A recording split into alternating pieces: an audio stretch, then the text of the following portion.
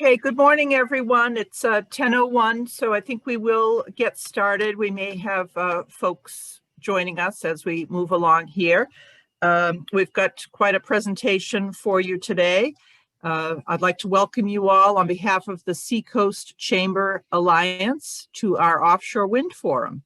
Please be aware that we are recording this session so that we can share it with those who are unable to attend the live event this morning. We're also attempting to broadcast it live on Facebook, although that technology doesn't always cooperate. So people who weren't able to attend live today will get a link to the recording later in the week so that they can view the event. We are pleased and grateful to have the support of Eversource in presenting this forum. And I'd like to invite Mr. Joe Purington, who is president of Eversource, New Hampshire, to say a few words of welcome for us this morning. Mr. Purington? Thank you, and good morning, everyone, and welcome to the Seacoast Chamber Alliance Offshore Wind Forum. Eversource is proud to serve as a sponsor for today's discussion on a topic that's of great interest to many of us: how the development of offshore wind could positively impact local economies while helping address the energy challenges we face in New Hampshire. New Hampshire and the region continue to face ongoing energy challenges, such as energy supply security, the need for lower energy costs, and building a cleaner energy future that meets growing state and regional environmental goals. These factors continue to have a significant impact on the present and future success of your businesses, which is why we enthusiastically support today's program. While our region's energy challenges may be significant, the opportunities to succeed are before us as well. Eversource is leading the way in New Hampshire and New England in pursuing clean energy solutions to meet our energy challenges. As you'll hear later, one area of our active exploration of offshore wind opportunities that we believe will be reliable supplement to our region's current electricity supply. And important events like today's Offshore Wind Forum are why Eversource is proud to partner with the Seacoast Chamber Alliance and with many other chambers and business organizations across New Hampshire to support the success of your businesses and our communities. On behalf of everyone at Eversource, including our many employees who call the Seacoast region home, thank you for joining us today, and best wishes for continued success and good health in the year ahead. Enjoy the program. Thank you very much, Mr. Purington, and thank you to Eversource. We have quite a group of presenters today. We also want to hear from you via your questions, but our speakers today do include Senator David Waters, representing District 4 here in New Hampshire, and New Hampshire Offshore Wind Industry Development Director, Michael Berhmann. Additional panelists include Susannah Hatch with the New England for Offshore Wind and Environmental League of Massachusetts, retired Colonel Kurt Dalkin of Normandeau Associates, Joe Casey with the IBEW, Bob LaBelle, former BOEM Deputy Associate Director, and Elizabeth Donohue of Eversource. You will be able to type your questions in using the Q&A feature at the bottom of your screen. Or if you are on Facebook, which I understand is cooperating, and we are live on Facebook as well, please type your comments into the comments section and we will relay them to our monitor. If there are panelists that our questions can't answer this morning, or if we just can't get to all of them, we will get answers from the panelists and get back to all of us as soon as possible. We'll post those on visitseacoastnh.com and also on the various chamber websites. We have a lot of different points of view out there. We do want to hear from all of you, so we'll hear from our panelists first. At this time, Senator Waters, I'd like to turn it over to you to kick us off and get us rolling. Well, thank you, Margaret, and thanks to the chambers, to the panelists, to Michael Berhmann for helping put this together in what is the first meeting on offshore wind and port development for the chambers. I also wanted to bid a welcome to Congressman Bass, who I understand has joined us today. My job today is to talk about where we are today and how we got here and perhaps where we're going. Governor Sununu took the lead on offshore wind in New Hampshire and has been a stalwart supporter since he called in 2019 for the Bureau of Ocean Energy Management to establish a task force for the Gulf of Maine, which would include New Hampshire, Maine, and Massachusetts, working together to develop offshore wind. He also established a series of task forces to assemble folks who would be important for the development of offshore wind in New Hampshire. Now, I have been working on offshore wind for a couple of years, consulting with legislative leaders in Massachusetts, Connecticut, and Rhode Island who had taken the lead on a development in southern New England. And I saw this as an extraordinary opportunity for economic development and job creation for New Hampshire, and knew that we would be in the sweet spot, really, in terms of our facilities in Portsmouth and along our coast for the development of Gulf of Maine offshore wind. So I crafted a bill to create a commission for offshore wind and port development. I worked with the Office of Strategic Initiatives under Governor Sununu, with utilities, with advocates, and with Michael Berhmann, and we passed the bill to set up this commission. I serve as chair. Michael Berhmann is the vice chair, and it's really a very broad-based commission. You can go online to the New Hampshire government site and look it up, and you'll see the broad diversity of members that are there. And we've been meeting since September monthly to look at the potential for economic development and workforce development, environmental issues, and so forth. And as a matter of fact, you can join us this afternoon at 4 for our monthly meeting, which we're going to be talking about fisheries and environmental issues. There was a Wood-Mackenzie study, which I'm sure will be mentioned, that laid out some of the potential here. And the BOEM timeline may be able to develop, identify an area for the offshore wind development and begin the leasing process, maybe late 2022, but I think it's more likely 2023. And we're looking out about 5 to 7 years before construction would begin. That process will get described to us later. But the potential for the initial phase of development is about 9 gigawatts of power and about 20,000 jobs, according to that Wood-Mackenzie study. These are in areas of development, construction, operation, maintenance, the turbine and cable manufacturing, the vast supply chain, transportation, port industries, and then general services. And all of these are jobs that we really want to try to bring to New Hampshire. And indeed, we can benefit even now from southern New England development, which is maxing out on some of its port and development facilities. And we have just great facilities at the Port of Portsmouth, at Pease, the potential for some more land to be developed on the Piscataqua that is deep water, and also perhaps using an area on the far side of Seavey Island as well. And so right now, there's great potential for New Hampshire businesses on workforce, on supply chain, research, and then something else on the horizon too, is the potential for offshore wind to produce hydrogen, which can be used as a fuel, but particularly for energy storage purposes to smooth out and make more resilient the power supply for New Hampshire. The last thing I'd like to mention about what we're working on right now is that I have another bill, Senate Bill 151, which would set New Hampshire on a path to procurement of offshore wind and other renewable energy, about 800 megawatts worth. I've become convinced over the last year that a procurement package is the very best way to provide stability and also to provide some security to industries who want to develop in New Hampshire, that we are really in the game. The other New England states involved in offshore wind have passed very aggressive procurement, and also the ones in the Mid-Atlantic coast. And you will see that the industry has responded by developing vast numbers of jobs and bringing manufacturing and construction and workforce development to those areas. So I think this is going to be important for New Hampshire.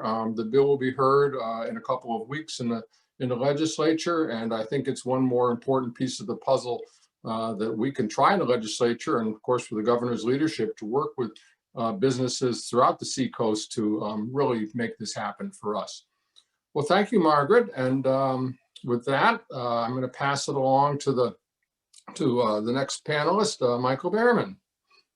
Terrific. Thank you so much, Senator. That was an excellent overview of where we've been, what the opportunities are, and that's really where I come into play. This is a great turnout today, though, and really excited to be with the panelists and all the participants. So to give a bit of a background for myself, I've been working on offshore wind for about 5 years now. I've been really excited about this technology. I've been in renewables for about 15 years and see this technology as being one of the cornerstones that we can build upon for our renewable component moving forward over the next several decades, frankly. And so I've got a brief PowerPoint that I would like to share and run through just to provide some perspective that will highlight areas that our other panelists will be able to also further touch upon.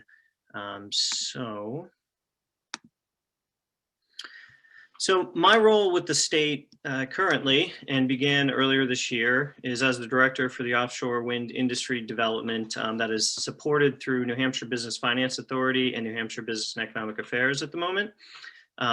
This is a significant improvement as to where we've been to this point, having not a ton of resources for the state to be able to deal with this industry. This is a very large, significant industry. And so my role is largely to help businesses in New Hampshire put their best foot forward, for the state to put its best foot forward for this industry, and really make sure that we're participating to the degree that we need to make sure industry is aware of our resources. So some of the areas that Senator Waters touched upon are really listed to the left in this slide, noting all the types of areas we can engage this industry in.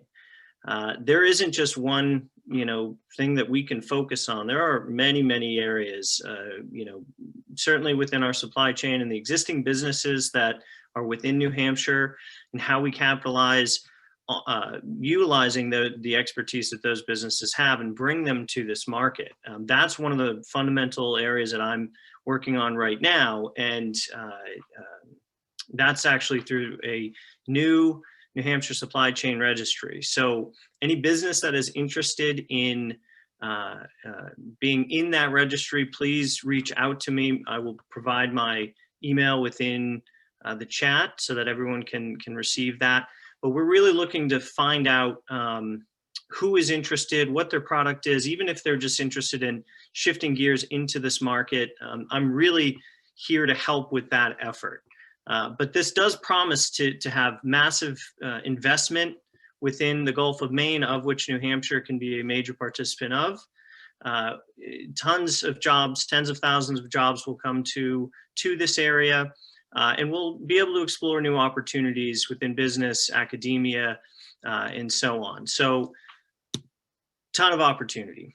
Just to give you some perspective, this is the current project areas within the East Coast, and just focusing on that. As you can see up by New Hampshire and in the Gulf of Maine, Maine Aquaventus, which is has been an ongoing research project through the University of Maine, is moving forward with a floating, and it will be the first floating project within the U.S. And indicates that, as we move forward within our area, floating will be a major technology focus. Maine has been working on this for some time now and is really leading the way. A lot of technologies have not been selected out of the variety of them within floating in terms of which technology is going to be the leader, but Maine is certainly putting its best foot forward. And as our regional partner, we really look forward to seeing what opportunities come from that and how New Hampshire can participate. So this slide gives you a very high-level overview. The area in the bottom here indicates the process from BOEM, which is the Bureau of Ocean Energy Management. Bob LaBelle on the panel will be able to speak to this process a bit more, but just briefly wanted to highlight we're at the very early stages of the planning process. And as the Senator noted, there is a long way to go to get to the point construction can begin. So that clearly indicates a lot of opportunity for input, data gathering, time to build out that supply chain. While we want to focus on it at this point, it is not too early to do that. We do want to make sure that people understand there's a lot of time here and a lot of time for discussion and making sure that we do this this industry correctly. This is a brief slide to just indicate the variety, and I apologize that the circle items are not coming up overly clear, but this just highlights the vast variety of areas to participate within this market from a business sense. A ton of large-scale developers already engaged heavily within the US market, and that these are the different areas that people can participate within New Hampshire, existing businesses or new businesses, where jobs can be created, high-skilled jobs, but also varying opportunities to shift into given particular interests. So we have a lot of opportunity. We just have to somewhat determine where we can best fit within this full supply chain. And these are various companies that are already engaged and have been for some time now. Then just to give you a quick scale, this is one of the most interesting areas for me, and why I've gotten so interested is the scale of these turbines are enormous. And one of the most recent ones right here, it's the Halide X 12 megawatt turbine from GE. There is now, that system has actually grown to up to 14 megawatts. And then there is the release of a 15 megawatt size system from Siemens Gamesa. But this just gives you how big these systems are. And the reason that's important is with scale, the footprint actually reduces. So when we consider the importance of other marine-based businesses, the fishermen, the larger we can go on these, the footprint can be reduced while still bringing cheaper power to onshore. So this is one of those important features as it continues to grow, and there are discussions around getting to 20 megawatts.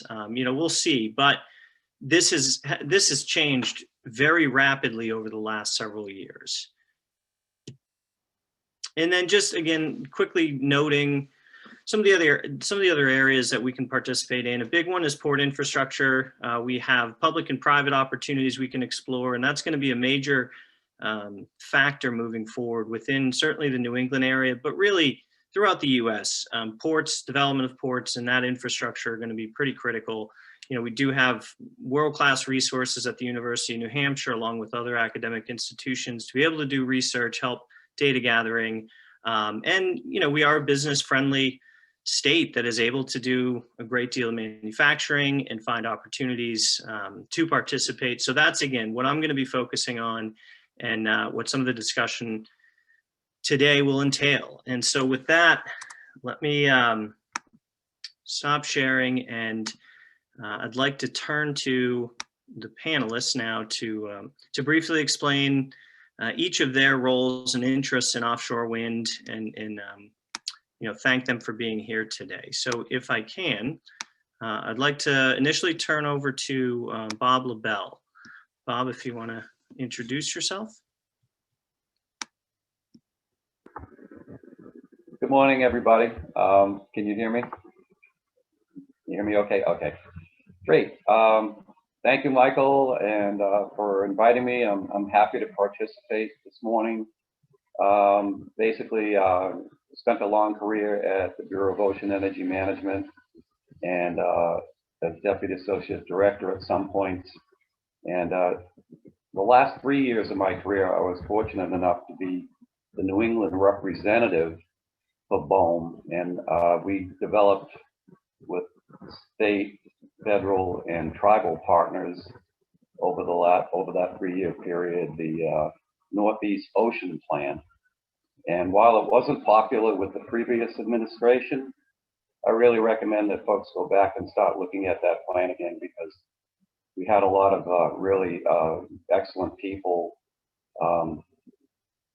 among many other categories than offshore wind regarding ocean activities.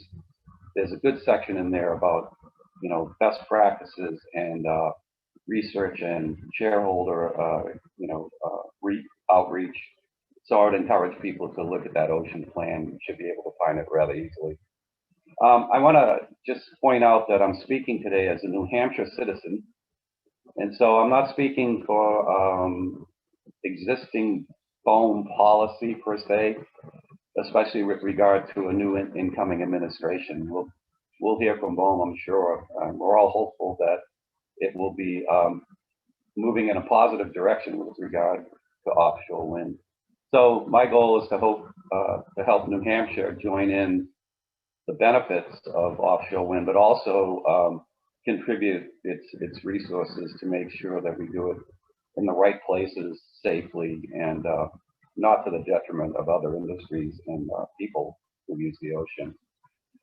Michael mentioned the BOEM offshore planning process, and I remember when we were there, we said, for about 6 months, we said, you know, we ought to create this graphic that shows the whole process.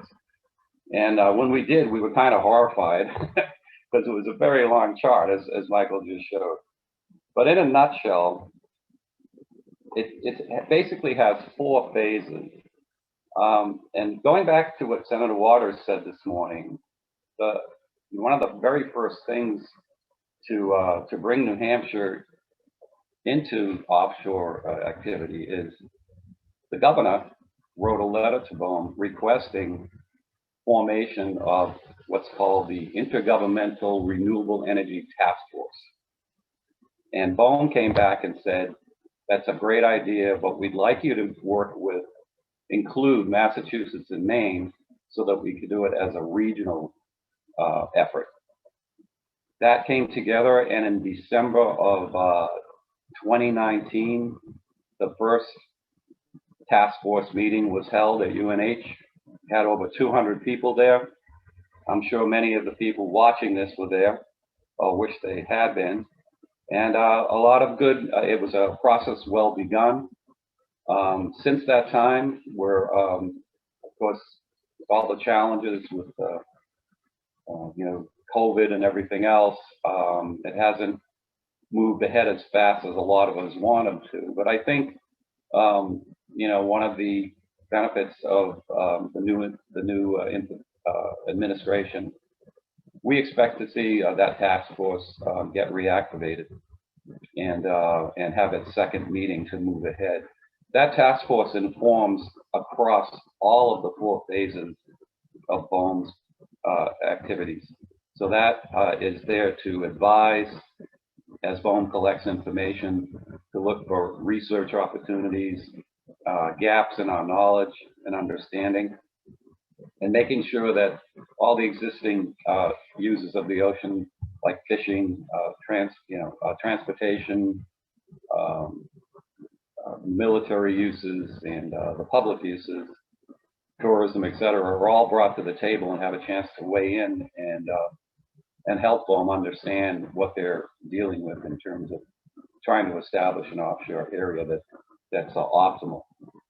So I just want to briefly just mention what each phase is. The planning phase is what we're just getting underway, as Michael said, planning and analysis phase. And what will happen is eventually in that beginning, BOEM will issue a call for information and nomination. And that will go out to everyone, but it's targeted also at the industry. They'll want to hear whether the offshore industry is interested in nominating some areas for potential development. As that information is reviewed, BOEM develops with the task force assistance potential WEAs, wind energy areas, and these will be larger areas offshore to try to start focusing on where the best place to go is.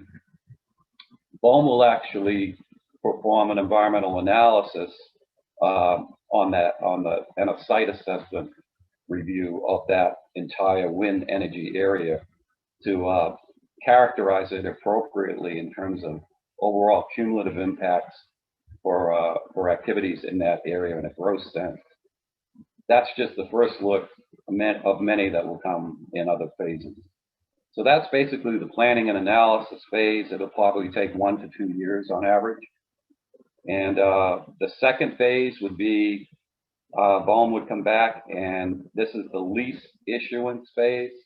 The first thing BOEM would do is ask the industries is there any competitive interest in this wind energy area?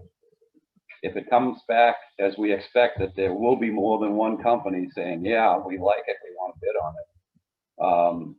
it, BOEM will determine there is competition, and they'll issue a sale notice, a potential sale notice, which will go out. If there is no competition, BOEM can work with unsolicited proposals that come in looking to develop that specific area, and they'll do it on a one-on-one basis. Bob, I'm just Yep. going to jump in real quick and see if we can just get some of the other panelists to introduce themselves, and then certainly be able to circle back. Thank you. Okay, great. Elizabeth Donohue from Eversource, if you'd like to go next, that would be great. Thank you.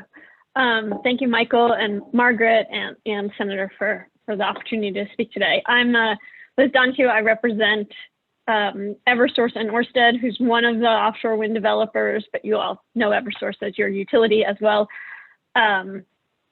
I do government relations and regulatory affairs across all of the Northeast, including New York, which is one of the biggest players currently in offshore wind. And prior to this role, I worked for the governor of Connecticut, where I helped develop the legislation that led to the first procurement, or the first couple of procurements of offshore wind in Connecticut. So I've been where you are. I guess that's what I'm saying. I want to just use a couple of slides, although really quickly, I'm going to reinforce things that Michael said previously. But there's a huge opportunity here and a lot of benefits, right? Particularly around job training, port infrastructure, and local partnerships. And we're talking about jobs, direct and induced jobs, and I don't think that piece should be ignored. There's more jobs probably on the services side as we talk about developing the whole industry and translating skills that are coming skills and companies that are already doing work in Europe. So I would keep that in mind. This is a little simpler than what Michael showed, but this is the area of activity where Ørsted and Eversource are focused. I should also say Ørsted and Eversource are a 50-50 joint venture. Ørsted is the world's leading offshore wind developer, and they're considered one of the most sustainable companies in the world. Eversource obviously is both a long-term, more than 100-year-old, energy company in New England, and this is a piece of the work that we're doing on the non-regulated side. Also committed to sustainable, renewable energy. So we have 3 projects right now: Revolution Wind, South Fork Wind, and Sunrise Wind. South Fork and Sunrise will both connect in Long Island and serve New York, and Revolution will serve Connecticut and Rhode Island. Together, they will power 900,000 homes. And right now, there are about 30 projects totaling more than 24 gigawatts of generation capacity that are in planning stages. We are also working as we develop more, as there is incredible demand, right? This area off of the Cape and Islands is not going to serve all of the need for the Northeast. New York alone is looking to develop 9,000 megawatts of offshore wind in the next decade, or to have it in the pipeline.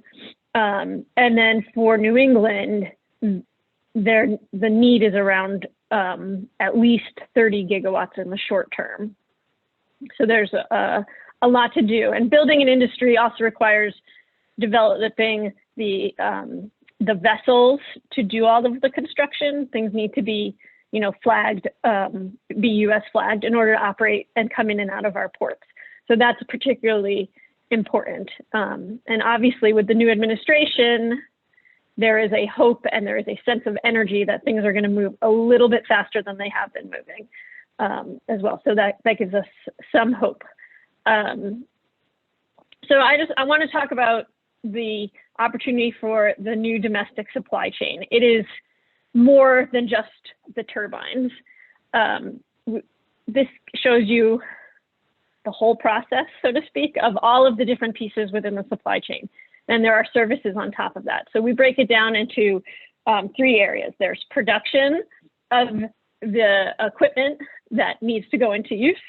Then there is the pre-assembly, which will happen onshore in different ports. And then there is the deployment of that, which is both the construction or the assembly out at sea, and that's followed by the operations and maintenance that will occur over, the next 25, 30 years of the wind farms. So there's a lot of opportunity to become part of the supply chain for a large piece of it.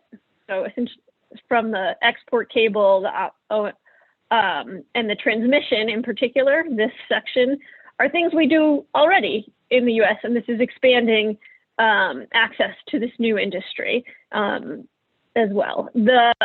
There are also a lot of pieces that are new, right? Where we need to develop installation vessels, which are large jack-up vessels, and in order to build farms efficiently, you need these large vessels, which means you need a deep water port, or you need several deep water ports, because there is so much demand. There will be assembly going on in these ports for multiple projects. This is not linear. Things are going to happen simultaneously.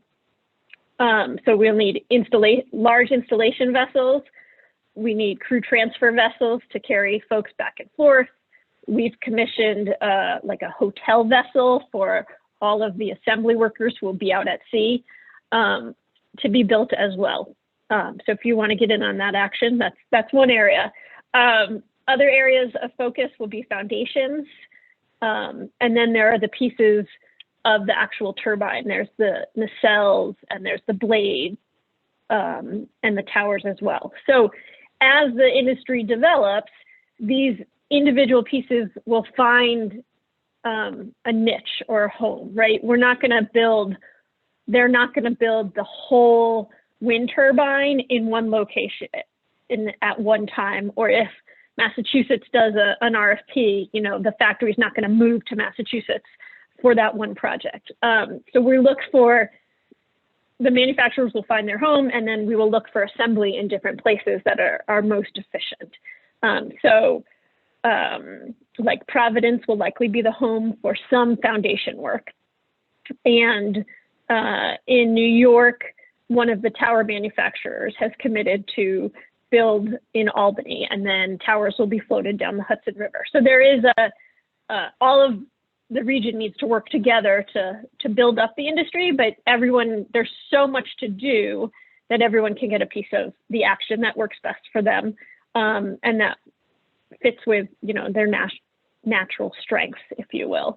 I think one of the things perhaps the New Hampshire needs to think about is how to get in on this early, even if New Hampshire is not yet procuring energy as we wait, right? Some of these pieces are going to be snapped up along the way. And so you have expertise and should become part of the supply chain now as we move forward, so that you're ready in a few years when it's time to construct, or hopefully when there's construction happening. Beyond the supply chain, there's a lot of workforce development, right? First, it's just in the manufacturing skills. We're looking for a lot of welders. In Connecticut, for instance, there's a lot of activity around pre-assembly that we're looking. So it's a development of a lot of technical folks on the ground who would do the pre-assembly and stand up the turbines before they're floated out to sea as well.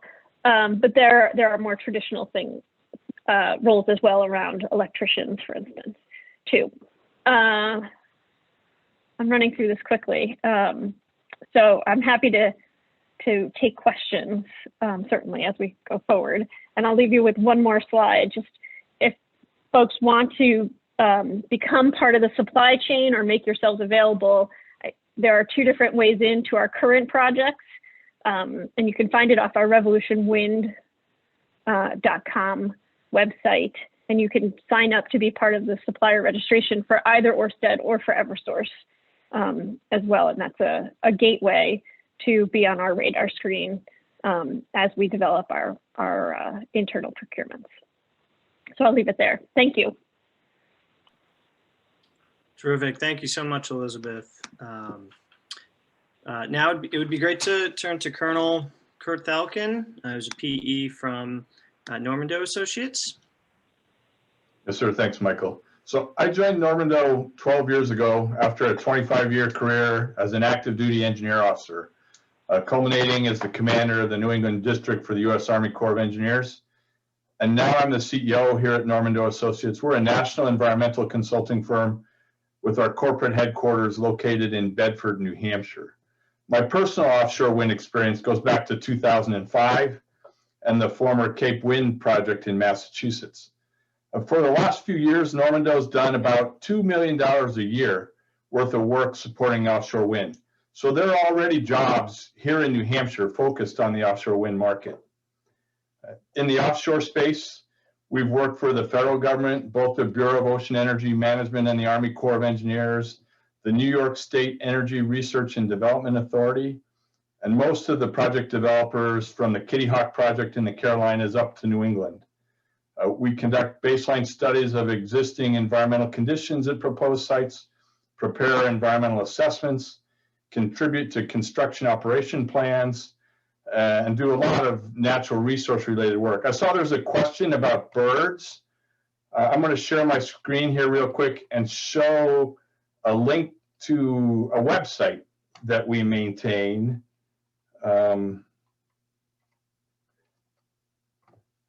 Here at Normandoe, this is for the Berhmann project, and it has we track marine mammals, seabirds at the project locations. So this is a publicly available website. If you just Google normandoeremote.com, it'll come up, and you can pick any one, just about every one of the projects that are currently being developed. And we've done high resolution aerial surveys looking at marine mammals, turtles, rays, sharks, bird populations in the vicinity of the proposed project location in spring, summer, winter, and fall conditions.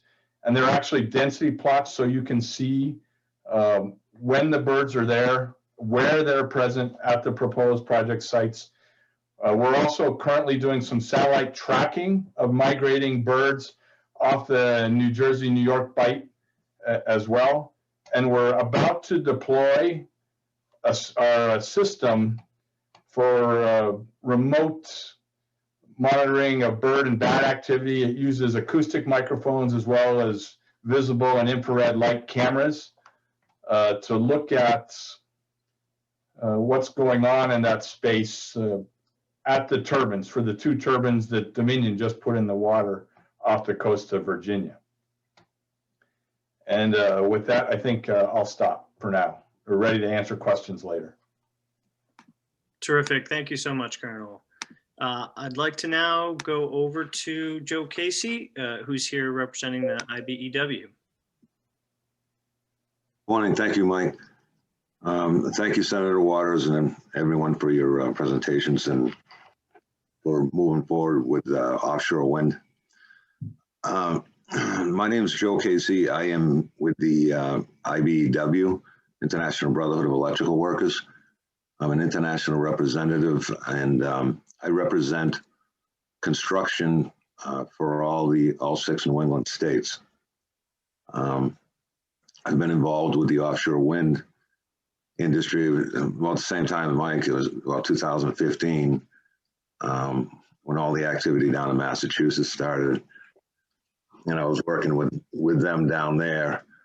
But I am born and raised in Dover, and I live in Rochester now.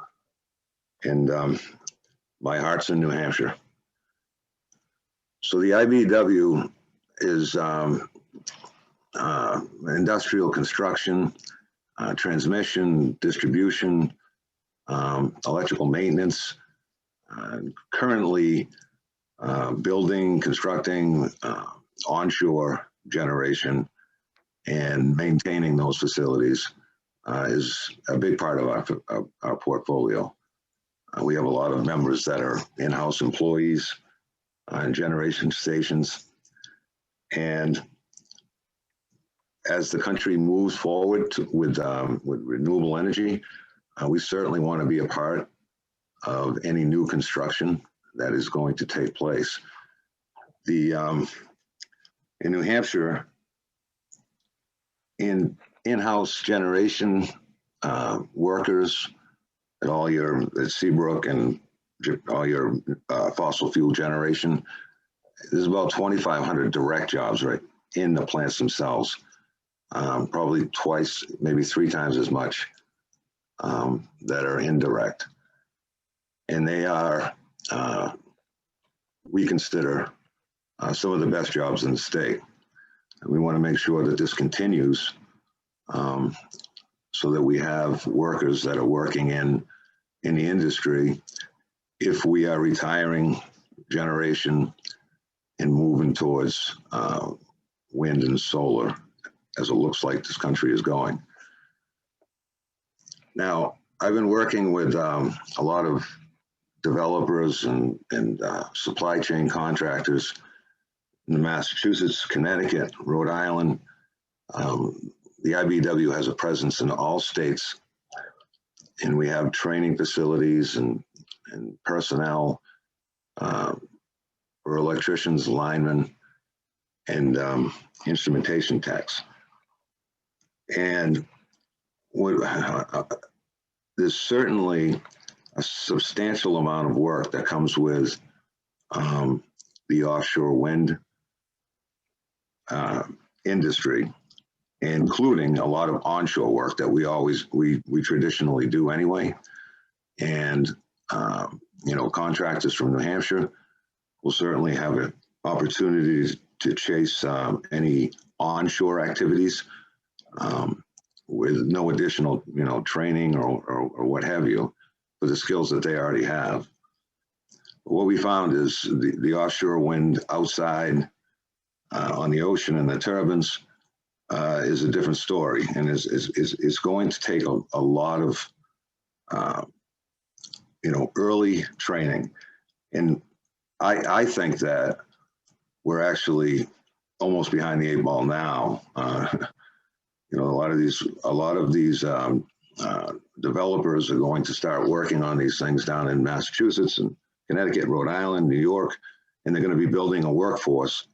And once that workforce is established, these vessels are just going to move on to the next project. I'm on the commission with Senator Waters for the offshore wind. I think it's time we start discussing workforce training in our community college system here in New Hampshire, our apprenticeship programs, and we really need to be proactive in making sure that our people have the skills that they're going to need to work on these.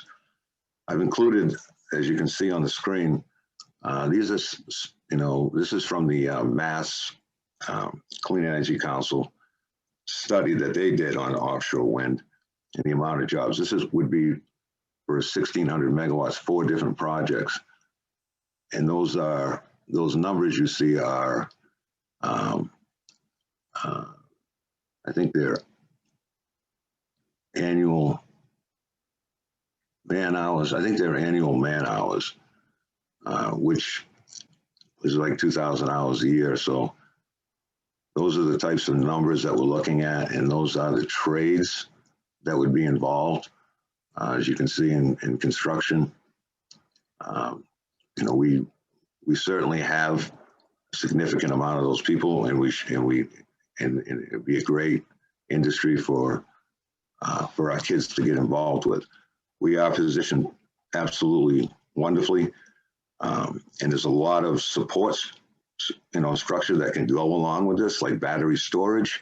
I don't think we've mentioned yet. There's going to be a need to store this electricity. The wind doesn't blow all the time, and I think New Hampshire is well suited for a lot of different areas, and we certainly would like to be a part of it, and we would like to help in any way we can. But I think one of the things that out on the ocean, and I've done a lot of research on this, and there's a lot of certifications involved, a lot of time. There should be like a boot camp to see if the people can handle it. They have a 28-day work schedule where they stay out for 28 days and come back. A lot of these companies, they're all different, but that seems to be the norm. And that's a lot different than what our people are used to. So there's a lot to be considered. It's exciting, and we certainly hope to be a part of it. And I think that New Hampshire is well suited to take part in this industry. Thank you. Terrific. Thanks so much for that, Joe. And to round everything out, I'd like to welcome Susannah Hatch, who works for Environmental League of Massachusetts, and specifically with their effort in New England for Offshore Wind campaign. Susannah? Great. Hang on 1 minute. I'm going to share my screen. All right. So hello, everyone. Thank you, Michael, and thank you, Margaret and Senator Waters, for the opportunity to speak today. My name is Susannah Hatch. I'm the Clean Energy Coalition Director at the Environmental League of Massachusetts, as well as the regional lead for the New England for Offshore Wind Coalition.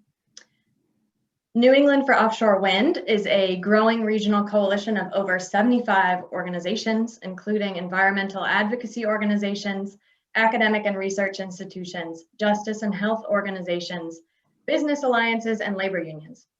We believe that offshore wind is the single biggest lever that we can pull to reduce our emissions, address the climate crisis, meet our energy needs, and grow our economy simultaneously, all while protecting ratepayers, creating high-quality jobs, and improving public health by reducing pollution.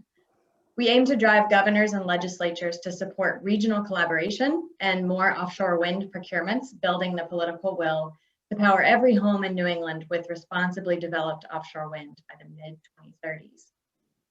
I'll take a few minutes to explain why we formed this coalition, focused specifically on offshore wind. First, from a climate perspective, offshore wind is likely to be the workhorse of our decarbonization efforts here in New England. We'll need to bring significant new clean energy online in order to mitigate climate change and reach net zero. Offshore wind is not the only piece of the puzzle. We'll need other renewable resources, including solar, storage, and energy efficiency, as Joe mentioned, to reach our goals. But it is the biggest piece of the renewable energy puzzle in New England. Analyses, including this one from the Brattle Group, show that offshore wind will likely provide around 50% of our region's power generation by 2050.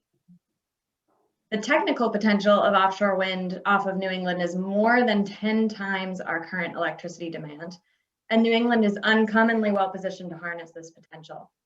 We have a dense population with high energy demand close to shore. The wind off our coast is stronger than almost anywhere in the world, and it is strongest and most consistent in the winter when we'll most need the energy for heating. And the shallow water on our continental shelf is ideal for building turbines. In the Gulf of Maine, the waters are deep enough to require floating turbines, but even so, the water is shallower there than off the coast of the US, for example. The west coast of the US. And finally, the economic potential of offshore wind in New England is astounding. This industry presents an enormous economic opportunity for New England. We're talking a potential $100 billion of private capital marshaled between now and 2050 if we were to develop 30 gigawatts, which is the low estimate for New England. Imagine what that could mean for our economy if we attracted some of that economic investment to our shores. A new industry of this scale has ripple effects throughout the economy, and these benefits will be increased if policymakers make big offshore wind commitments, sending a strong market signal that will drive economic investment and a local supply chain. The industry will drive research and innovation of new technology, which will further drive down costs, which have already fallen 80% over the last few years in the US. Economic investments and the development of a robust supply chain would drive the cost of energy down even further. And of course, economic investment from a new industry, as Elizabeth and Joe mentioned, a supply chain brings jobs, tens of thousands of jobs. So where are we now? All of this is happening within the context of a booming global market. The first thing to know is that offshore wind is not a new technology. The first project was installed off of Denmark in 1991. There are over 5,000 turbines installed in Europe, and Asia has many as well. The US, meanwhile, has 2 turbines in federal waters and 5 in state waters off of Rhode Island. So we've got a long way to go to catch up and compete in this global industry. We're also competing for these resources, investments, and economic benefits within the US. States in New England were first movers in setting targets for offshore wind, as you can see here. But states to our south, particularly New York and New Jersey, have set strong offshore wind targets and economic development provisions to attract the industry to their states, as shown here. We are focused on this regional context because there is a competitive advantage for regional collaboration. We believe collaboration will not just improve project outcomes, but will ensure that we maintain leadership in this industry and secure its economic promise in our region so we can drive a green and just recovery. Thank you, and I'll look forward to your questions. Terrific. Thank you so much, Susannah. And I will, Bob LaBelle, if we do still actually have some time left before getting to the questions, if you wanted to sort of finish some of your discussion around BOEM's process. Sure. I really just had a couple of other sentences. The third phase would be site assessment, and this would be after a lease was issued to a specific company. They would prepare a site assessment plan, and they'd be able to go out and do characterization work and surveys, et cetera, to feed into that plan. BOEM would then review that plan and approve with modifications, or disapprove the plan. If it's approved, they would move on to the fourth phase, construction and operations. And you'll hear a familiar acronym, COP. That's the constructions and operation plan, which the company would prepare, and BOEM would then review over some number of months. It's a very extensive and detailed plan. And then again, BOEM would either disapprove, approve with modifications, or approve that plan, and then construction could begin. So that's the long process, the regulatory process. Terrific. Thanks, Bob. So we do have a number of questions coming in, and so at this point, I'd like to start with those and plug away and keep them coming, because we do have a number of great questions. First, there is some concern that we may not be identifying some environmental, public, consumer issues within some of these discussions.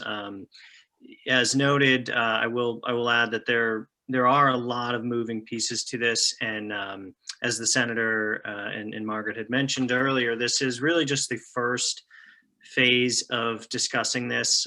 Certainly, a lot of these other issues will be identified and addressed, and so, do bear with us as we try and provide a starting point here, and then means to address all of the issues. We do want to make sure that the public is heavily engaged in this, and that we do, again, take into account all of the moving pieces and issues that do get identified. Michael, can I chime in on that? Certainly, Senator. Yeah. I think this is an essential point, because the seacoast and fisheries are such a treasured part of our environment and our history. And so this is why I tried to put environmental issues and fisheries front and center in the commission. And it's also to note that it's an extraordinarily important part of the BOEM process, that site evaluation and all those considerations about transportation lines, fisheries will be addressed there. I just would also like to note that the New Hampshire Sea Grant has recently published a report in which it's done a pretty thorough environmental and tourism impacts study of offshore wind development, and that and many other studies are going to be undertaken. And I think we all have learned a great deal from what has happened in other areas, particularly the Vineyard project, which there was a lot of discussion about whether fisheries and transportation lines were adequately accounted for, and some pause on that process, and then with the larger turbines and understanding that affects the number and the rearrangement of the array. So we're learning from these other places, and that's good. But I just wanted to assure everyone that this is really of foremost importance, and to make sure very early on that we include members of the fisheries community and environmental groups as well. So thanks, Michael. Terrific. Thank you, Senator. Now, moving on to a couple of good questions in terms of how far offshore these turbines would be placed. Would they be visible? What the maximum depth of the ocean needed for these turbines will be, and if they'll be anchored. So why don't we start with maybe Liz, if you want to jump in and just provide some perspective from Orsted and Eversource on what your developments tend to look like. Well, our current projects are about 13 miles south of Martha's Vineyard and 30 miles east of Montauk on Long Island. So they are not visible at all from Long Island, and they will be very tiny off the coast of Martha's Vineyard. There are other points you'll be able to, same kind of tininess off of Rhode Island as well. The depth, I don't know the specific depths off the top of my head, but the shelf is deep enough that we can reach it with our on monopiles, but not too deep that it becomes too challenging. So we're primed for this. We have great shelf at the same place we have a lot of wind, so it's very positive. In the Gulf of Maine, I can't speak to that, but hopefully someone else can. But usually the goal is to have it far enough away that we are outside of prime fishing areas where birds can't go, but close enough to shore that we can run a transmission line and get the most efficient delivery of power out of this generation. Terrific. Would anybody else like to add to that? I'd be happy to jump in to speak a little bit to the projects off of Massachusetts and Rhode Island. I will point out that there are some projects within the BOEM permitting process, including Vineyard Wind, that have submitted visual simulations of what the project will look like offshore. I will admit, when I first saw it, I thought it was a joke because I couldn't see anything, though I was looking at it on my phone, but they are very, very tiny. So I encourage folks to look at that. And then Kurt may be able to speak a little bit to the Gulf of Maine, but I will say that we will definitely need floating technology in the Gulf of Maine because the water is deeper, but I think that also will give the industry a chance to even build it further offshore. Just to give an example, Maine, the state of Maine is looking at a research array, for those of you that have been following it, that's going to be a minimum of 20 miles offshore. So doubtful if it will be visible at all. Yeah, I think the current state for the floating turbines is they can go into like 360-foot deep water with moorings that go to the ocean floor, that it floats, so that the turbines can float in up to 360-ish foot deep water, anchored to the ocean floor. So for the Gulf of Maine, anything that's going to be done there will be too deep for monopiles, and so it'll have to be using the floating approach. So the University of Maine and the state of Maine's demonstration project, it is a good one to watch to see how that's going to develop. There are some other projects internationally that are already doing this too. So it's getting close to viable for floating, and that's going to be a requirement for commercial scale. I think in the Gulf of Maine will be a floating turbine design. And just to add to my understanding, about 50 to 60 meters out into the ocean tends to be when that transition from a monopile or jacket type of structure shifts into more of a need for a floating type of structure with anchoring to the seabed. So that's a little bit of a rule of thumb. There are some exceptions to that, or some technology that may come forward to go deeper, but that's around the rough area that occurs.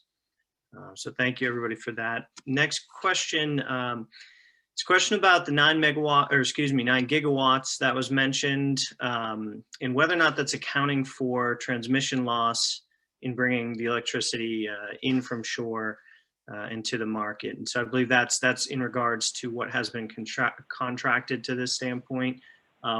I guess, to my understanding, and then for the board or for the panelists, I believe that's just the sort of nameplate capacity. I don't believe that any type of line loss with bringing that onshore is accounted for, but if anybody else is aware of that, please jump in.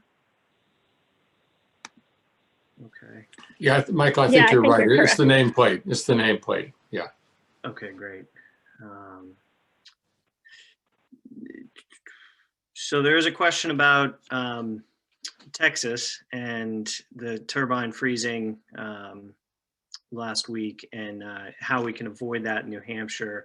And again, I think that is it's an interesting question, given these are cold environments. And Kurt, if you've got some information, that'd be great. So those are terrestrial, that's a terrestrial wind farm, and the terrestrial turbine designers have to account for that. There have been terrestrial wind farms in Maine for over a decade now, right? And so those turbines spin all winter long. There are technologies that you want to embed into the turbine design when you're going to operate in parts of the country or parts of the world where you need to deal with that. So there are shedding features in the way you can coat the turbine blades. They reduce the amount of, they slow down the turbine, right? Because they make it heavier so you don't generate as much electricity, but it helps shed ice. Some of them actually have electric heating elements that take some of the power to actually heat the blades. So it's a function that Texas just didn't expect that. But the wind farms, terrestrial wind farms in parts of the country that are used to dealing with cold weather are designed to deal with that. Terrific. Thank you, Kurt. The next question that came up was in regards to a slide that I had actually shown in regards to the potential of thousands or tens of thousands of jobs within the Gulf of Maine, and whether or not that's specific to New Hampshire or the Gulf of Maine or a regional effort. So to my understanding, the way it's been predicted to this point is, that is the more of a regional focus, and many of those jobs, the vast majority, frankly, come during the construction phase. There are some pre-development and development jobs. Those are relatively small comparatively, probably more so in the hundreds. During construction, though, that is where, again, from a regional standpoint, we look at more of the tens of thousands of jobs that go to fulfilling all of those components that Elizabeth mentioned and some of the other panelists. So that's where that period of time is when you see significant jobs. And then there are long-term jobs associated with the operations and maintenance of the turbines. And those are, more in the thousands of jobs, but still long-term important jobs associated with the O&M piece. But again, that is more for a regional standpoint. If I could, Yep. I just think it's important to, because of the region, right? The construction phase will be seasonal. It'll be late May through early October, I believe, for construction. I think that they plan on shutting down construction during the winter months and picking back up in spring to fall. Okay, terrific. Yeah. Michael, if I may follow up on that too, is that, what Joe was mentioning about the development of the industry is that, particularly in the supply chain area, that this is an industry that is going to be building out for the next decades. And so if New Hampshire companies can situate themselves now for those projects that are underway in other parts of New England along the coast, and then they'll be able to take advantage of what's here, but it just doesn't stop there. I mean, and this is why I think the workforce development and the work that you're doing in your office early on with businesses is really where we have to start, because it's for the long term. Yeah, and I'll just add to that. There are a number of areas that we're simply not sure of the opportunity, right? We'll be dealing with floating technologies in the Gulf of Maine. It may not sound like that big of a difference, but there is a significant difference in a lot of the components that may be produced. And whenever you've got a market developed, you want your manufacturing, you want your workforce as close to that area that you'll be developing as possible.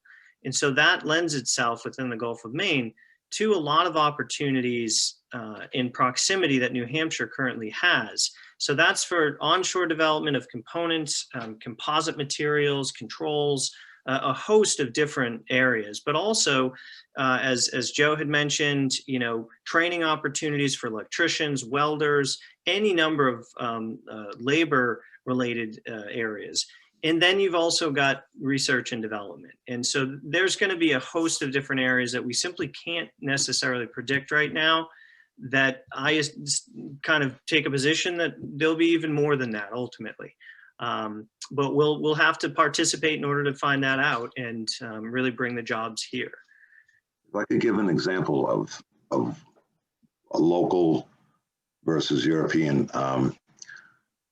So the IBEW 223 down in on the Cape of Massachusetts, they partnered up with one of their high voltage contractors who does existing high voltage work, and a European cable installer, JDR, who will be installing the array cables between the turbines on the Vineyard Wind project. And they put a proposal in for training grant money that was available through the Massachusetts CEC and the legislation. And we're successful in acquiring some funding. The JDR, the company from Europe, is going to bring over their people. They're going to train our people and our employer on how to do these splices, out in the ocean for DC cables, which is, something that we don't do. So this is a collaboration between the know-hows and teaching the electrician who has the basics, but not the complete understanding. Great, thanks, Joe. There's some questions around how we really assess New Hampshire and put it in the best competitive advantage and utilize what resources we have to the best ability. And I think I will note, right now, there are a couple areas that I would recommend focusing on. Our port development, we have within Portsmouth a number of different resources that could be utilized. Ports are going to be a challenge for the U.S., as I mentioned earlier. And there are multiple sites, both public and private, that could be utilized. There are not a lot of deep water ports within the Gulf of Maine. And as a result, the size and scale of the ships and the material, we really need to be utilizing any resource that can be used on the water for port purposes. And so we'll be looking at that within the state as a very important issue on how we get this material to the construction sites and best leverage those opportunities so that our manufacturers and other businesses onshore are able to compete as effectively as possible within this industry. There is, I will note, a lot of discussion recently around a regional approach and a regional hub within New England to support this industry. And so that's working with our colleagues in Massachusetts and Maine and further south, Rhode Island and Connecticut. So there is a sincere approach from these other jurisdictions to really put New England at the front of the line when it comes to this development. And so we'll compete effectively as we do in every other industry. We have advantages in terms of some of our business costs. But we have a very skilled workforce. We have, manufacturers that are able to compete. And so, we'll find our place. We'll take a little bit of time, but with this effort of developing our business interests, I think we'll be able to really make a good stride forward within this market. If anybody else has any thoughts as well, please jump in. Okay, great. There was some mention of storage as well, battery storage. sort of, what that might mean. There's a question in terms of what types of technologies might pair well with that. And, is it going to be absolutely necessary within our energy infrastructure moving forward that we do pair with offshore wind, or, develop in parallel, but not necessarily together. So if anybody has any thoughts around how storage might come into play. Kurt, yeah. Yes, sir. So there was a question I answered on that. The Europeans have taken this to look at, instead of battery storage, hydrogen as the storage medium. In fact, there's a new facility planned in Bamberg, Germany, where they're going to take the energy from the offshore wind space, electrolyze water into hydrogen, and then feed it into the natural gas power plant and repurpose the coal power plant to a natural gas that can both burn the hydrogen right there. So I think part of the storage solution for this could be hydrogen as, in effect, storage of the energy, but then using it to supplant other types of energy needs in the market space right now. I know there's a project going on a couple of hydropower projects in Pennsylvania, where they're proposing to do that with the energy generated from the hydropower dams as well, to electrolyze water to then create hydrogen that can be used instead of battery storage, using the hydrogen in effect to store the energy. And Michael, if I may, I included storage in my procurement bill as something that would be considered in that, because I think it really is something we're going to be looking at by the time the Gulf of Maine comes along.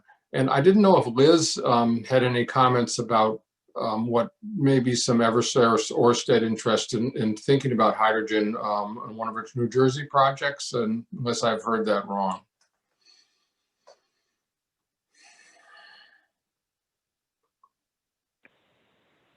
I don't. Orsted, as a standalone developer, is working in New Jersey, so I can't speak to what they're doing there around hydrogen. We've heard hydrogen talked about in New York. Eversource has 2 battery storage pilots running in Massachusetts, and we're hopeful to see how that works. But that certainly has that's our first foray into that. But it is, battery storage comes up in almost every procurement. I think Massachusetts is looking at it for their next procurement as it incorporating it in, and it's something certainly that we're thinking and planning for being able to answer as we move forward in the New England market.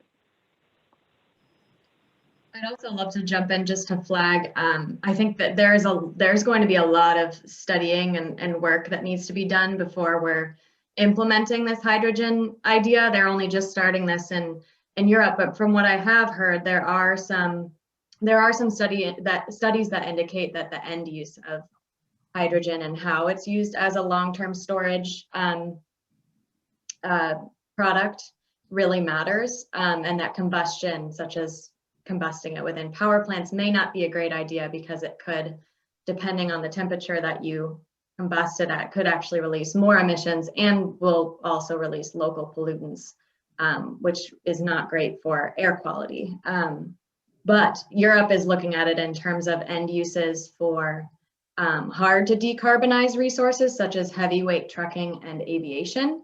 And so that is a really promising side of this, and it will definitely be a huge factor in offshore wind, probably after 2030, I'm guessing. Terrific. Thank you, everyone. Next question we have is around financing of these projects.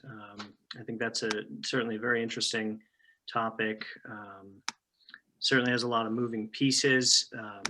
Liz, not to necessarily throw this at you again, but is there anything you could speak of in regards to how these projects tend to get financed?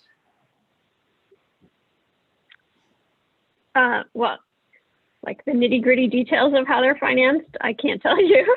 That's a different lane from where I work, but obviously we can't you know, we're doing certain development work and then we need a contract. Like that's really key. And as part of that, once we have a contract, or how we're, you know, dealing with states on these procurements, is to then fund certain pieces in terms of community partnerships, both around, you know, workforce development and apprenticeships, and what else? Research and education opportunities as well. So those they get built in within the project once we have a go ahead. And then also, you know, they also come once we have permits, right? So there's a question of a contract, and then we can start certain things. And then once we have our permits, particularly from BOEM, then we can move forward with a lot more spending. So there is, in some places, in some states, there's been a lot more upfront spending on the state side to help generate these opportunities, or to get, you know, workforce. Like Massachusetts built their own port on their own. Rhode Island has a referendum, but that is not addressing your specific financing question. Yeah, well, I think maybe from a broader perspective, how the expansion in interest from the global offshore wind market, and how the U.S. has sort of now positioned itself with these procurement goals, with the contracting, you know, that would assume to me to result in, you know, more interest and therefore financing coming to the table on all those various components to a much more significant degree than it had in the past, given you've got an off-taker now in some jurisdictions that have executed contracts, but that the market growth just in general has allowed for more financing to come to the table to get these projects completed, and then that next step of development you know, will play itself out. Right, absolutely. No, they are, the market is spending or putting a lot of attention, close attention onto where things rise and fall in the permitting process, and backing that up with dollars. Yeah. Okay. Okay, great. Thank you for that. There's a question about the possibility and benefits of regional cooperation, and this is really geared towards Susannah. And how do the panelists see the states influencing the developers? So there is more cooperative approach. For example, with a networked power grid, than individual transmission lines for each project, which has been the current process that the projects moving forward have found the interconnection and onshoring to specific locations. And so, you know, Susannah, if you want to maybe touch upon how states might be able to work together, and certainly with that transmission challenge, you know, what some of those thoughts might be. Yeah, that's an excellent question. So just in terms of how the states can encourage developers to work together, and what kind of power and influence states have, because, as Elizabeth was speaking to, because the industry is being driven by procurements and you know, state contracts, states have an enormous amount of leverage within RFP processes to drive what they'd like to see, from transmission approaches to wildlife protection measures to labor standards, and that is not an exhaustive list. So that's one thing that I'll point out. One of the things that we are really looking at, you know, the key here is not necessarily, of course, the developers are competing against each other. The real key, because of the fact that this industry is being driven by the states and by state procurements, is that the states cooperate, and that the states work together and collaborate regionally. So one of the things that we are looking at as a coalition is pushing the states to issue a resolution in support of regional collaboration on offshore wind, to create some sort of structure that you know, institutionalizes that collaboration, and speaks to all of the benefits that collaboration would bring, from making sure we're collaborating on workforce development across the whole region, to wildlife protection, to equity, and to transmission. And to speak a little bit to the transmission piece, there is some regional collaboration happening on this front already. I can drop a link in the chat once I'm done talking, but the 6 New England states have been hosting regional technical conferences on 3 different things related to our regional energy market. And one of the most recent one was related to transmission planning. And so the states are really trying to figure out how to work together to think about transmission planning in the larger and the more longer term sense, because they realize that eventually we will have to figure out a better solution that will both save money and create fewer impacts. So I'll just point out, I'll drop a link in the chat so you all can look at it there. It was something like a 5 or 6 hour long conference for those of you that are interested, but I will flag that there was one really interesting presentation from someone at National Grid from the UK, that they did a study. You know, they've done the same, they've used the same approach that the US is using for the first phase of offshore wind, which is each offshore wind project has what's called a generator lead line that basically plugs that project into the grid. As their second phase, and this is likely going to need to be, you know, a longer term process for the US as well, they've done an analysis that shows how to minimize those landside impacts by linking the wind farms together and doing a more collaborative approach for transmission. So anyways, I hope I answered all of the questions, but that was an excellent question. Thank you, Susannah. Anybody else have any thoughts on that? Okay, great. Moving forward, there's a question. I think we're seeing some collaboration. You go ahead, Joe. Yep.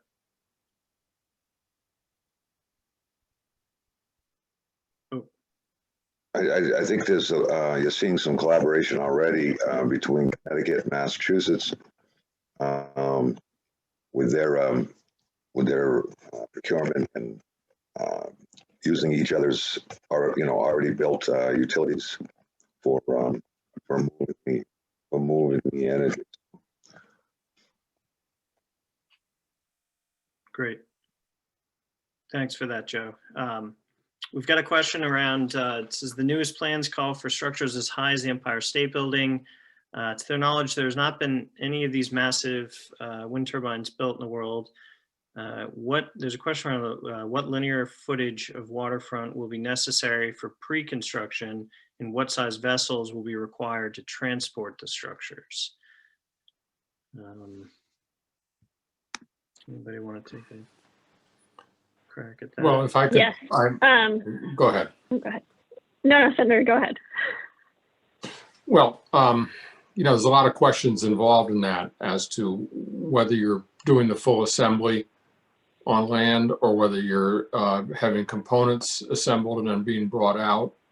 I'll just speak to New Hampshire on this, that we have a great transportation system for getting components into the Port of Portsmouth and into Pease and potential private source that might have many more acres available for laydown areas and so on.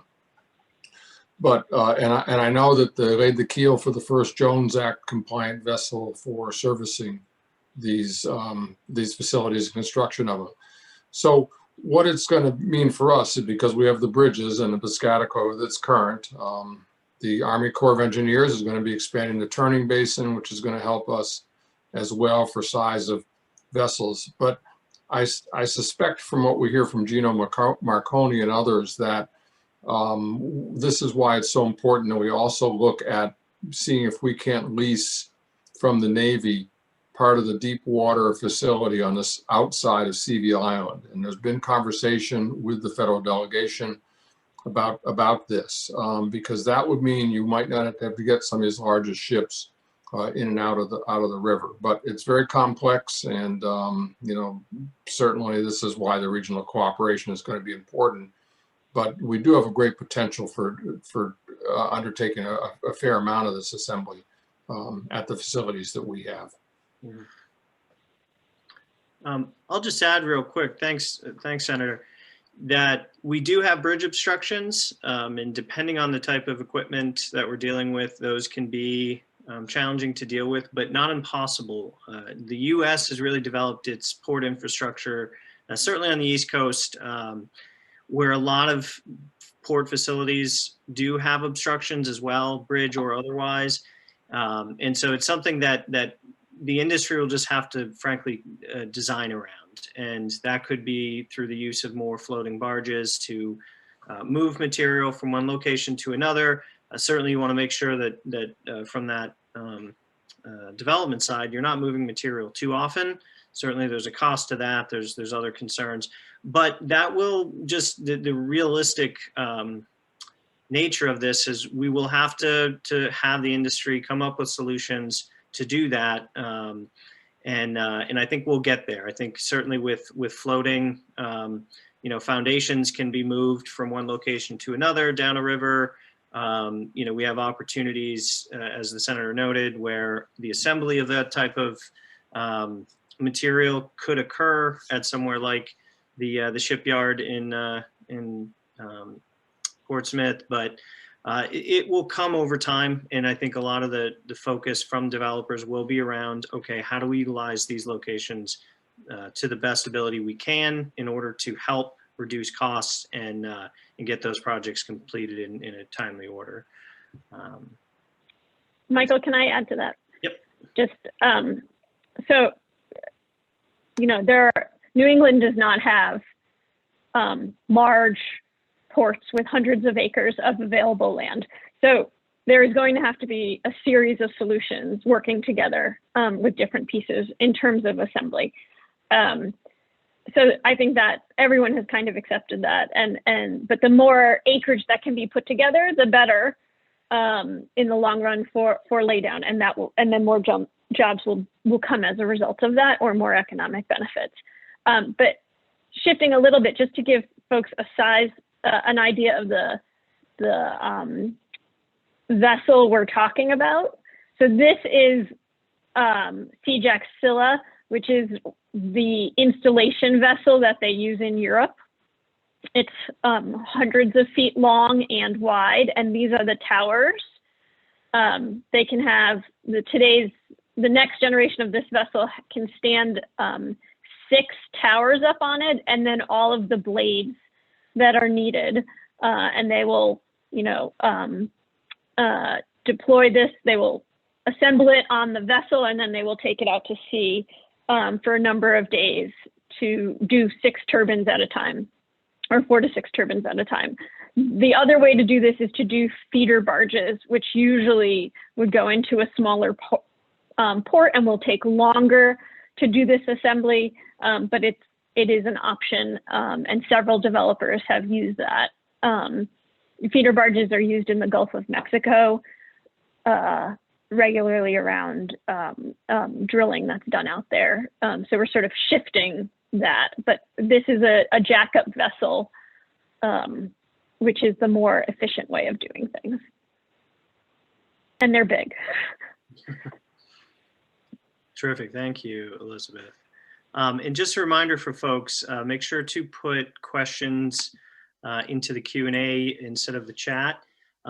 We do have still a number of questions left. The panelists are trying to answer some of them, as well as ask them on, present them to the full panel here. So if you do have a question that may have been answered, but you want to submit again, please do. And so we're just going through the list here, and we do have a lot of questions, so keep them coming. So we have a question around what factors most directly into job growth in this sector in other states. For example, does there seem to be a direct effort on jobs from the launch of state procurement programs or some other early step?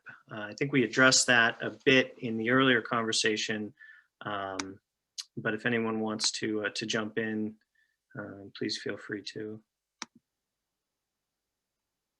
Yeah, I think just to touch on it briefly again, there has been, and there's an understanding that with procurement, state level procurement, that is one of the initial key components of helping to gain interest from the industry, the supply chain, and the different tier suppliers, as well as the developers. So it has helped within that effort. So everyone seems to be talking about placing these offshore 20 miles or so, but the 50 fathoms lane is 8 miles offshore. How close to shore are we planning these turbines?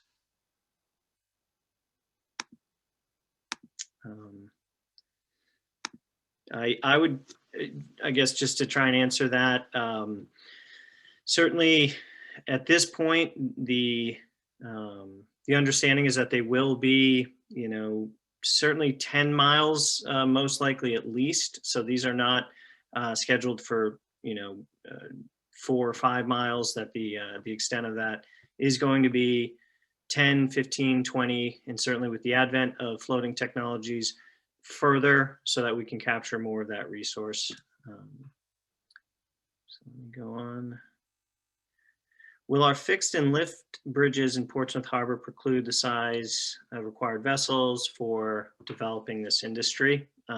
Again, I think we touched upon that a little bit, and Elizabeth provided a great perspective of the size of those ships and the vessels. We will certainly, be precluded from some, but again, depending on how we utilize our port infrastructure, I think there can be, some creative approaches around that. So there's a question around what numbers do we have regarding structure fatigue and maintenance costs?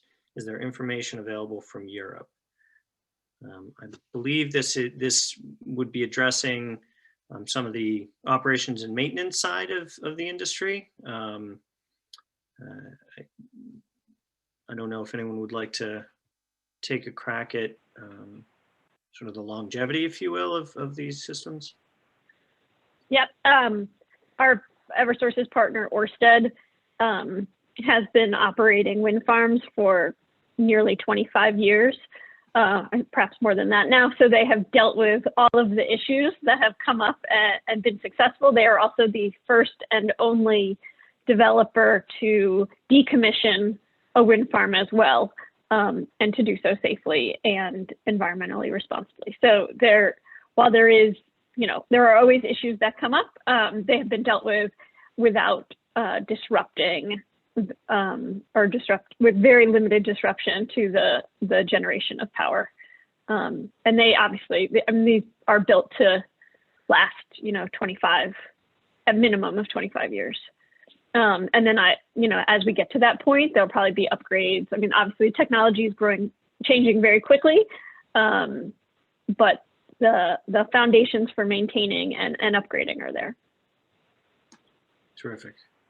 Thank you, Elizabeth.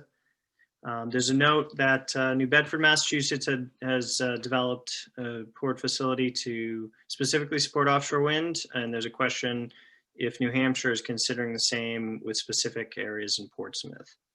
I can answer that. We are certainly first and foremost exploring what is available and what we may be able to utilize. And so, yes, we are looking at exactly that, how we can build specific port resources within Portsmouth. And Senator, if you want to touch upon that at all. Yeah, thank you, Michael. And, Gina Marconi, who was head of the Peace Development Authority, came and we had a session on the port in our Offshore Wind Commission, and got a very good sense of what's there, the potential for new private land. But also there is a port study that was commissioned, and again, the governor took the lead on this and make sure we got a port study going, and that is that is underway and almost done. Michael, is that the status of that? But I'm not entirely sure, but yeah, there is effort around that, and that will come to fruition hopefully soon. Let's see, a lot of questions still. So there's another question about storage. Is a diversified storage solution a possibility? Utilize hydrogen and convert some of the existing plants in Portsmouth and Newington area to use hydrogen in conjunction with battery storage facilities. yes, I think we had touched upon that earlier. There are certainly opportunities to investigate that and help diversify them within those areas, hopefully in conjunction with offshore wind. Can I ask Liz a question about this, Michael? Mhm. If you step back, look at the big picture, really the great reliability of offshore wind in the Gulf of Maine because of the conditions out there. And then if you have battery, and that technology is developing, but has a long way to go to get to the scale we need, and then hydrogen. But is the final, the bottom line here is that could offshore wind then be considered the baseline generation for New England if we've add to it these kind of storage capacities? Thinking of that because we are retiring the nuclear plants eventually, and we got to 2048 on Seabrook, but offshore wind is coming up to take care of when that goes out of service. But also with the effort to move away from carbon fuels. So is that a question that you think makes some sense to ask about baseline? Yes, I do. I'm not an expert in that aspect of it, but I think there is a general sense that that's where we're moving, right? Offshore wind is the only, putting aside nuclear, the only scalable renewable energy that we have right now that can serve such a large part. And you couple it with storage, and it becomes a much, its reliability, can then be stored. Obviously it becomes stored, and you can tap it at times when you don't have wind out at sea. Like in the middle of August when there's demand all of a sudden. So I think you're headed in the direction that other folks are headed in how we're thinking about this. It is by far, and I think Susannah mentioned it, it is the anchor to all of the states in our region meeting their net zero goals. I also want to just put this in perspective a little bit in terms of like what would be needed for storage. A lot of the states in their analyses of how much offshore wind they'll need have done deep dives into past weather data and predicted weather data. And with the conditions off of New England, which are incredible, there's like an average of maybe 12 days a year where the wind is not enough to power the New England grid. So it's a pretty small number of days. So I just want to put that in perspective, that storage will absolutely be necessary, but offshore wind will definitely be able to provide that baseline for the majority of the time. Great, thank you. And on that, I mean, the other thing too, just to kind of peak load is going to be shifting to winter. And that's a big peak load demand, is shifting to the winter time. And that's a big issue and a big change. And another something to consider in how we're increasing our electrical supply. Terrific. Thank you. Bob, did you want to jump in? Yes, I was looking at the questions, and I see quite a few on environmental issues, especially fisheries. And I think I might like to elaborate a little bit on how those will be addressed in this process. And the BOEM, if you go on the, excuse me, if you go on the BOEM website and look at the offshore planning process, those 4 phases I talked about, there's graphics there that show where the public has input to each of those phases. There's multiple occasions and ongoing open doors in BOEM for information on environmental resources and on fishing and fishing activity, coupled with a lot of research being done and done in the past. For that information as well, there's the Northeast Data Portal, which is an incredible repository of past and the latest studies as they come out on environmental resources offshore, from fish to birds to whales to human element as well, socioeconomic studies, lots and lots on fishing. So the input should come in through any channel that's available, and they are available, but feeding information into the intergovernmental renewable energy task force members, I think is a good specific way to go to ensure that any concerns that people have are represented when that New Hampshire representative or representatives like Senator Waters or maybe you might go and meet with BOEM and the other states. So I just wanted to point out that there really is a lot of attention in this whole process. We need to find out what we don't know and what we need to know more about so that we can have an optimal site that minimizes impacts and conflicts with other ocean users out there, especially fishermen. Terrific. Thank you, Bob. I do have a question. I think that's an important one around, there's been a lot of analysis that has revealed the cost of this energy would not be possible without considerable government subsidies. What consumer benefit will be received from offshore wind? Somebody wants to. Well, Michael, I'll speak to that because it kind of gets to the heart of the procurement bill, Senate Bill 151. And that, you know, we in New Hampshire want to protect our ratepayers, right? I mean, that's the governor's granite principle, and I think it's one that a lot of us share. And let's consider New Hampshire's history, going back to some people remember QUIP, construction works in progress, about around the Seabrook and the bankruptcy of PSNH. So there's an important principle here. And what I think is the case as we're looking at the scale of procurements that are coming along on this development, that we really are getting to the point where price of the energy coming from offshore wind and including the cost of development is competitive and getting lower than any other source than nuclear.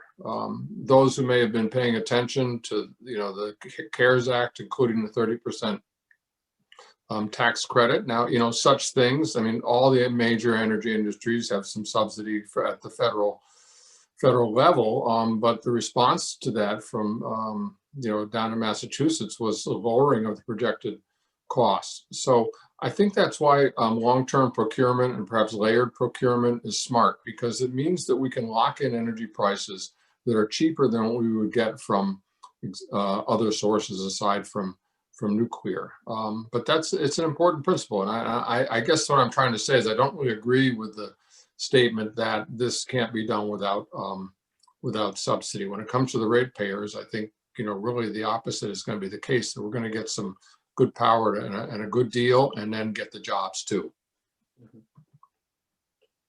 I'll add on to that. I mean, I think that contracts for offshore wind can be written differently, but just as an example for how it has happened thus far in southern New England, the contracts have set fixed rates for the term of their contracts, which actually has for a couple of the Massachusetts projects is predicted to save ratepayers billions of dollars over the terms of their contracts. And the reason for that is because of the energy spikes that often come with fossil fuels, especially in winter when our natural gas pipeline is very constrained due to heating. So that the way that offshore wind is priced and those contracts have been structured really are set to save consumers a lot of money. There are, of course, other states that are structuring this differently. I think in New York, their contracts are set to move with the market, which may have similar benefits. But just to give you an example, it's certainly what Senator Waters said is certainly going to come to pass for the contracts that have been made already. Terrific. Thank you both. I think this was important to get to as well. There's the acknowledgement that the Gulf of Maine task force through BOEM has not met since 2019, and there's a question of when that will resume its activities.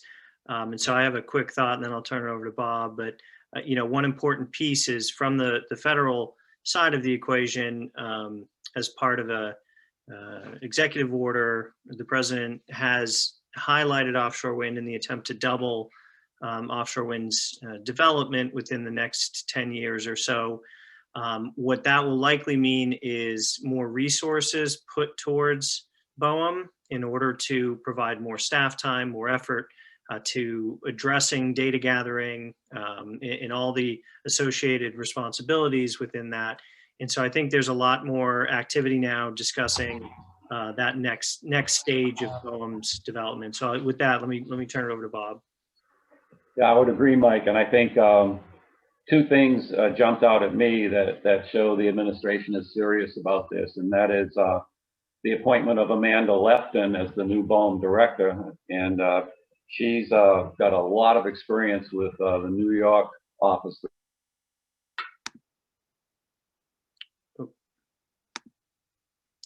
Their target and their research efforts and their success in planning in a very tough area to locate projects. So I think they're serious at BOEM about moving ahead.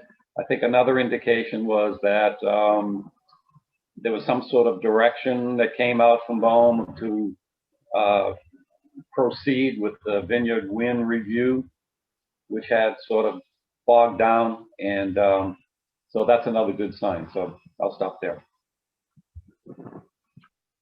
I'd say another good place to look to see is the federal budget, right?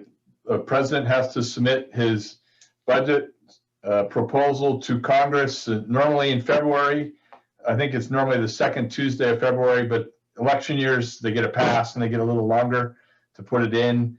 And I know that they've asked for an extension, but when you see the budget submission, each of the federal agencies puts out a book. You know, it's a briefing book that talks to what their budget line items are.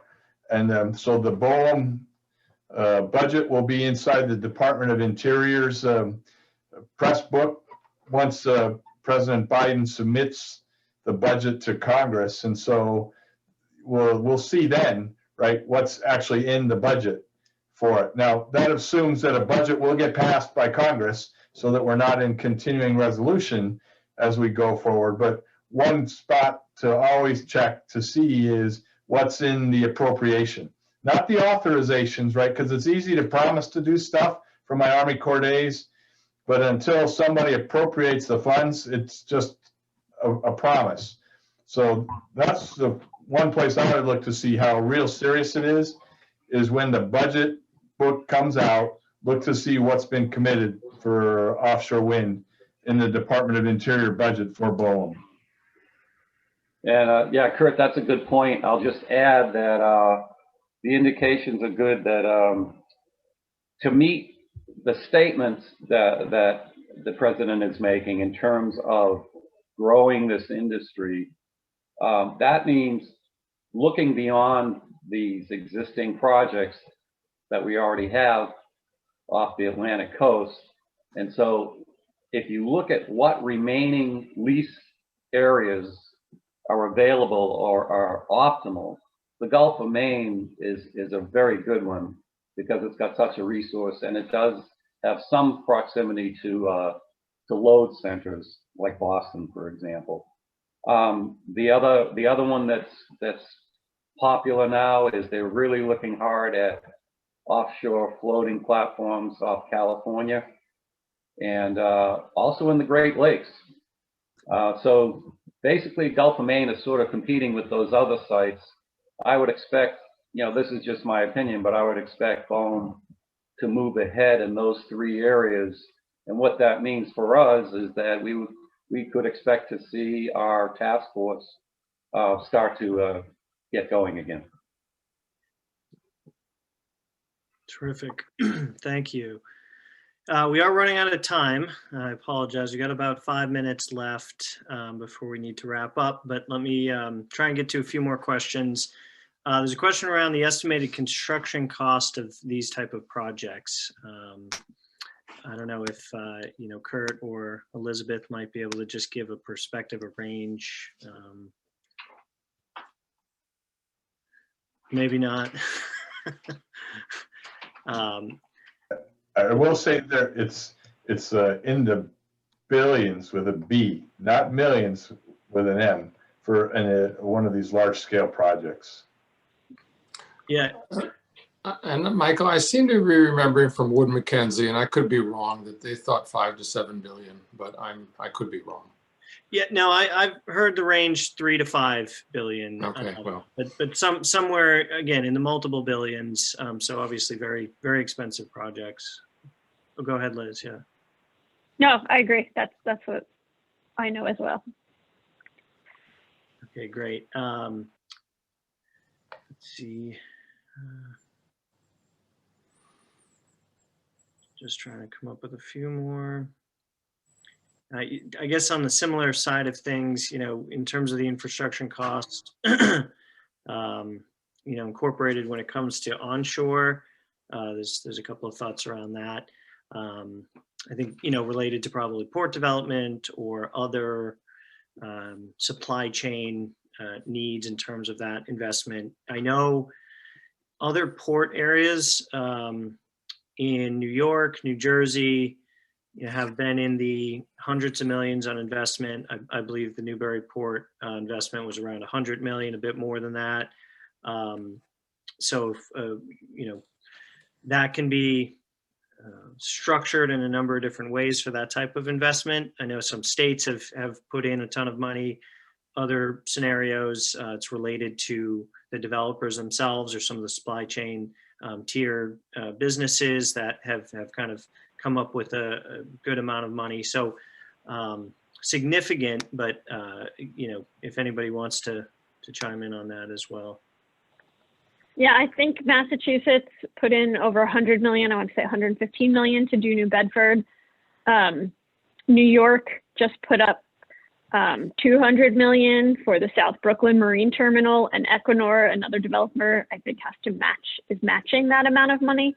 There are smaller, obviously they're smaller for like O&M ports. It's a smaller investment than that.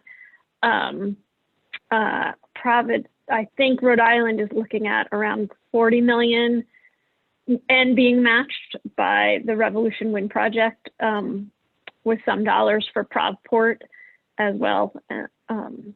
So there's a range here, but certainly no port is like ready to go. Every one of them requires a little investment. Mm-hmm. Great, thank you.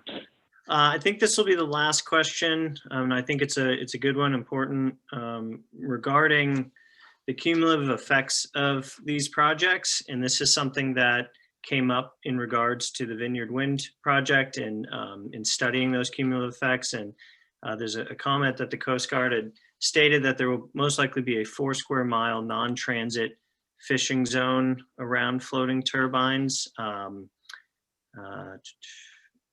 You know, I think trying to address those transit lanes and the effects on fishing, I know, and you know, everybody jump in, but that's certainly a concern and something that I believe is still under consideration, and the fishing community participating in providing a good amount of data. But if anybody wants to kind of address how that's being looked at, how that cumulative effect, you know, is an important issue to make sure that we're not going project by project. You know, if anyone wants to jump in and touch upon some of that. Yeah, Bob, if you want to start. Sure. Yeah, for each project, as you were just saying, they'll work it out with the Coast Guard and the fishermen and the developer, the optimal array for siting the turbines and any kind of restriction zones therein. For the next project that comes down the pike, all the environmental reviews will be required to include that existing project in their cumulative case analysis, not only for NEPA, like the Environmental Policy Act document, but for approval for the second project.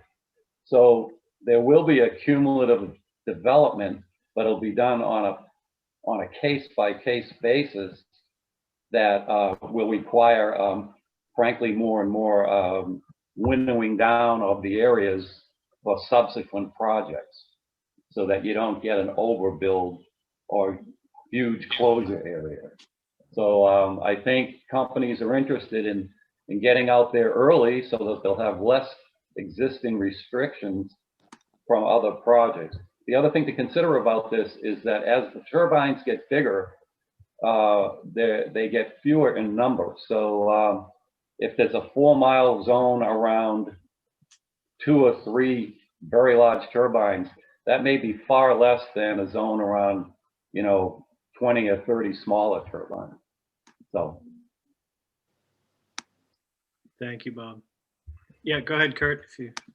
Yeah, so I think a couple of things on this. We did some work on the Vineyard Wind EIS. We weren't the lead, but we contributed some portions to it. And the cumulative effect analysis that Boehm asked for included some projections on the total build out in the area, right?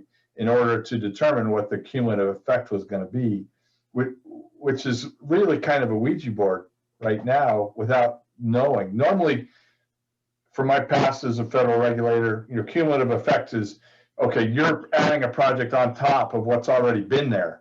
And therefore, what's now is the cumulative effect with your project in addition. What they've been asked to do in this case was to look forward to what the potential cumulative effects might be, which is a lot harder. And Boehm has been struggling, I think on how far they want to go down that path.